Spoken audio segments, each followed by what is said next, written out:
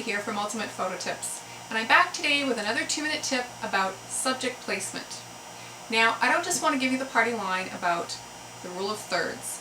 Today I want to talk about how the placement of your subject within the boundary of the frame relates to the story that you want to tell.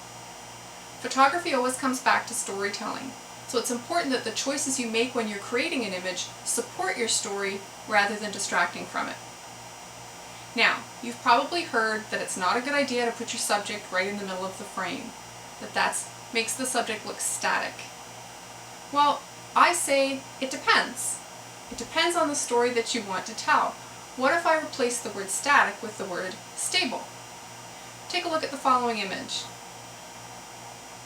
In this image, I've placed the subject dead center. But in this case, I think the image works.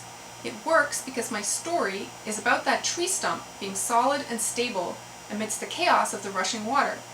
So the subject placement is consistent with my theme.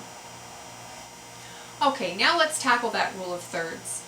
The rule of thirds says that you should get your subject off center and place it about 1/3 of the way in from the side and 1/3 of the way in from either the top or the bottom.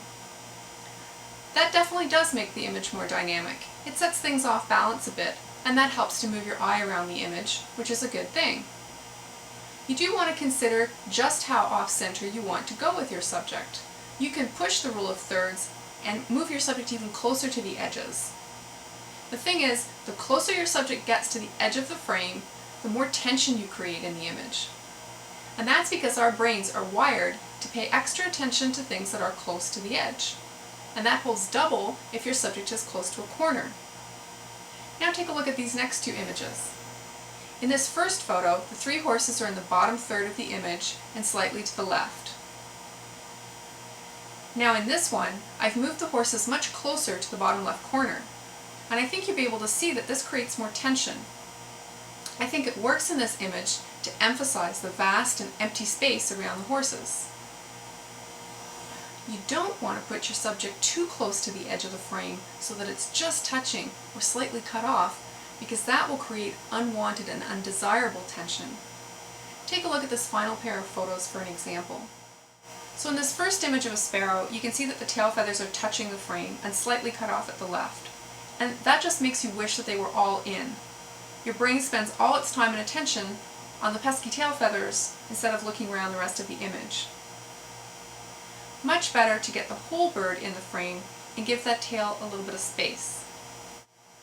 So the moral of the story is to be deliberate with your subject placement. Put it in a position that creates stability or tension or something in between, depending on your story. That's it for this week. If you're looking for more photo tips, then stop on by ultimatephototips.com and sign up for my free newsletter while you're there. Happy shooting, and I'll see you next time.